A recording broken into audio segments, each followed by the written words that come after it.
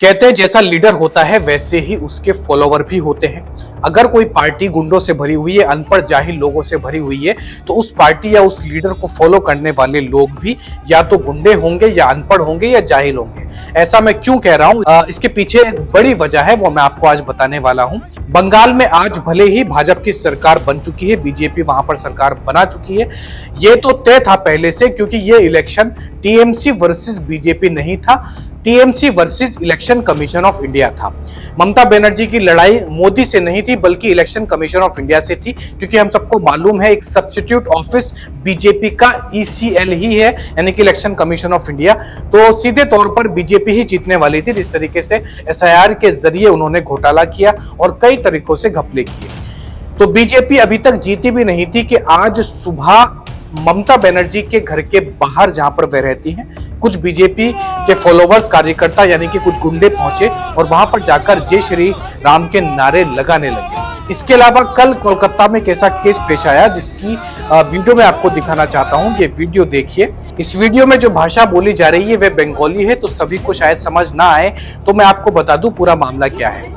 दरअसल कल एक लड़की जो नॉन मुस्लिम है, उन्होंने फेसबुक पर एक पोस्ट किया और उस पोस्ट में लिखा नो वोट टू बीजेपी, यानी कि कोई बीजेपी को वोट ना दे। उस लड़की के इस पोस्ट के नीचे कुछ बीजेपी के गुंडे पहुंच गए और उन्होंने वहां पर जाकर उसको रेप की धमकियां देनी शुरू कर दी। उसका जो है रेप कर देंगे, इस तरीके के कमेंट उसके ऊपर आने लगे।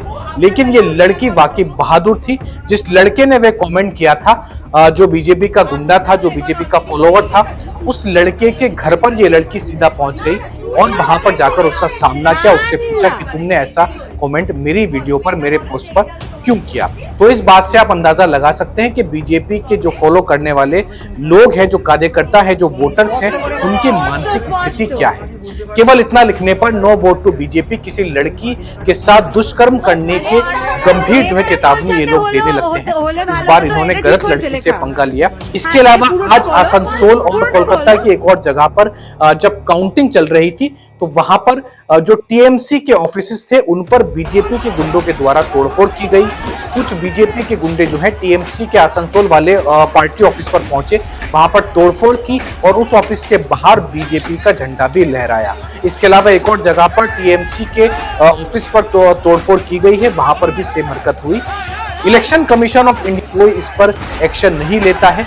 वहीं अगर टीएमसी के कार्यकर्ता या कोई और अपोजिशन के कार्यकर्ता इस तरीके की कोई हरकत करते हैं, तो तुरंत जो है इलेक्शन कमीशन को अपने सारे नियम कानून याद आ जाते हैं। तो ये सारी खबरें आप तक पहुंचाने का मकसद मेरा केवल इतना था कि मैं आपको ये बता सकूं कि इस इलेक्शन में जो बंगाल में हुए हैं, जो चुनाव हुए हैं, जो बीजेपी जीत गई है, इसमें बड़े पैमाने पर घोटाला हुआ है और इसका अंदेशा टीएमसी के साथ साथ सभी ओपोजिशन पार्टी को था, क्योंकि इलेक्शन कमीशन ऑफ इंडिया जिस तरीके से एक पार्टनरशिप बीजेपी के साथ बनाकर काम कर रही है, भारत में किसी भी राज्य में दूसरी सरकार का आना उतना ही लगभग जो है नामुमकिन सा होता जा रहा है।